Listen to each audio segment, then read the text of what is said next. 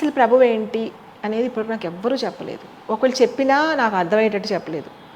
తర్వాత బైబిల్ చదువు అంటారు. బైబిల్ నాకు ఒక్క ముక్క అర్థం అవ్వదు. తెలుగులో అయినా నాకు అర్థం అవ్వలేదు ఇప్పుడు. అదే ఈ నా ప్రాబ్లం చాలా మందికి ఉంటుంది. అక్క ఉందక్క. నువ్వు చాలా మందికి కొన్ని అపోహలు బొట్టు గురించి ముఖ్యంగా మీరు అడిగారు. నాకు బొట్టు చాలా ఇంపార్టెంట్ మేఘ్నా. నాకు బొట్టు గురించి చాలా డౌట్ ఏముంటుందంటే బొట్టుకి జీసస్కి సంబంధం ఏంటి అసలు? అక్క ఒక్కటే క్లియర్గా చెప్తానక్క, ఆ ల్యాండ్ ట్రెడిషన్ కాదు, ఈ ల్యాండ్ ట్రెడిషన్ ఇది. ఈ చీర కట్టుకోవడం కానీ, బొట్టు పెట్టుకోవడం, గాజులు వేసుకోవడం. అక్కడ వేరే కల్చర్, వేరే వేషధారణ, వేరే కట్టు ఉంది. అక్కడ బొట్టు ఆ ల్యాండ్కి ట్రెడిషన్ లేదు.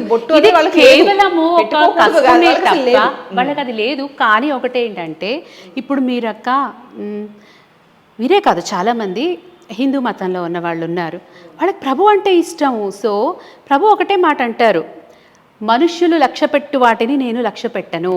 మనుషుడు పై రూపాన్ని లక్ష్య పెడతాడు, నేను అంతరంగ స్వభావాన్ని, అంతరంగ హృదయాన్ని లక్ష్య పెడతా అంటారు.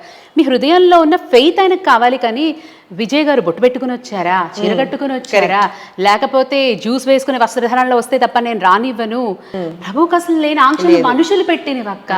మీరు బొట్టు పెట్టుకోవచ్చు, మీరు గాజులు వేసుకోవచ్చు, మీరు చీర కట్టుకోవచ్చు, మీరు మీలానే ఉండాలి.